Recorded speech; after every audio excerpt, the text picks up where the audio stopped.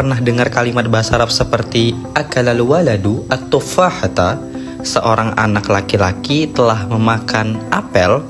Nah, kata at-tufahata itulah yang nanti akan kita pelajari pada video kali ini. Yuk kita pahami dengan cara mudah. Assalamualaikum warahmatullahi wabarakatuh. Hayakumullah. Kita akan masuk ke pengertian objek atau maf'ulun bih. Maf'ulun bih artinya objek dari perbuatan. Nah, ia adalah kata benda atau isim yang menerima pengaruh dari fi'il atau kata kerja. Langsung aja kita ambil contoh. Di awal tadi kan sudah disebutkan akalal waladu at-tufahata. Maka kita bisa artikan ini adalah seorang anak atau anak itu sudah memakan apel. Akala di sini kata kerja atau fi'il. Al-waladu ini adalah pelaku atau fa'il. Nah, at-tufahata ini adalah objek atau dalam bahasa Arab kita sebut sebagai maf'ulun bih. Gimana teman-teman? Udah paham belum? Fahim tuh? Insyaallah. Oke, kita lanjut ke tanda yang Arab dari maf'ulun bih. Nah, ciri khas maf'ulun bih itu adalah mansub atau kita bisa bilang itu fathah. Tanda nasabnya biasanya fathah pada kata mufrad dan jamak taksir. Nah, juga bisa dalam keadaan kasroh jika dia mu'annas salim. Langsung aja kita ambil contoh ya. Kita ambil contoh untuk yang fathah. Fathah itu sebenarnya sudah dicontohkan di awal tadi. Tapi contoh yang lain, misalkan ra'aitu at-taliba. Saya telah melihat murid laki-laki atau saya telah melihat mahasiswa laki-laki. Nah, at-talib di sini kan at-taliba. Ini fathah ya. Makanya itu adalah tanda i'rab dari maf'ulun bih. Fathah atau mansub atau nasab. Atau tadi ada tanda nasab yang lain kan, yaitu kalau misalkan dia mu'annas salim, yaitu kasrah. Gimana kalau kasrah? Ya udah, kita ambil contoh. Misalkan saya ambil contoh seperti ini. Zurtu tolibati, jangan tolibata. Kenapa? Karena ini mu'annas salim tolibatnya. Kita ambil tolibun itu kan mufradnya ya. Nah, kalau misalkan kita ubah at-talib tadi mufrad itu kita ubah menjadi jamak muannas salim, maka at-talibu menjadi talibatun. Nah, talibatun ini kan belum berubah, masih biasa, masih tun gitu.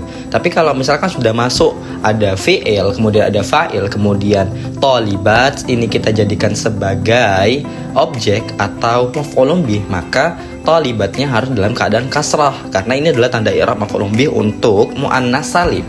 Jadi saya mengunjungi atau saya telah mengunjungi para mahasiswa gitu, para mahasiswi, afwan, gitu ya teman-teman. Oke, saya ulangi lagi tadi ra'aitu toliba karena dia mufrad, jadi tolibanya tetap dalam keadaan fathah atau nasab.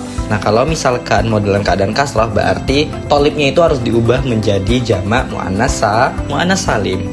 Itu tadi zurtu at-talibati, jangan tolibata, tolibati. Jadi semua yang jamak mu'annas salim kalau dalam keadaan nasab atau dalam keadaan fathah dia tidak boleh dibuat dalam keadaan fathah tolibata, tapi dia harus dalam keadaan kasrah. Fahim tuh?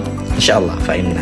Oke, lanjut kita masuk ke letak maf'ulun bih dalam kalimat. Nah, biasanya urutannya itu fi'il kata kerja, kemudian ada fa'il pelaku atau subjek, kemudian ada maf'ulun bih objek gitu. Oke, saya ulangi lagi ya. Fi'il kata kerja, kemudian dilanjutkan dengan fa'il atau subjek atau pelaku, kemudian dilanjutkan oleh maf'ulun bih atau objek. Tapi kadang maf'ulun bih bisa didahulukan untuk penekanan. Misalkan contoh ya, akala al-waladu at-tufahata, tadi dicontoh di awal seperti itu kan, anak telah memakan apel. Nah, kita bisa juga bilang at-tufahata akala al-waladu, at-tufahata akala al-waladu. Sama, jumlahnya sama atau kalimatnya sama, tapi ini diubah. Jadi apel itulah yang dimakan anak itu penekanan. Jadi ini sebagai penekanan. Ini cuma sebagai informasi lebih saja teman-teman.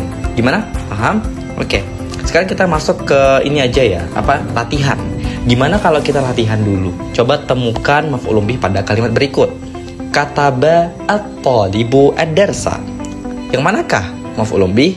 Oke, silahkan jawab di komen. Jadi, maf'ulun bih adalah objek yang menerima perbuatan dalam kalimat fi'liyah dan selalu dalam keadaan mansub atau fathah. Tapi juga ada dalam keadaan kasrah kalau dia jamak muannas salim. Ingat ya guys, simple banget kan?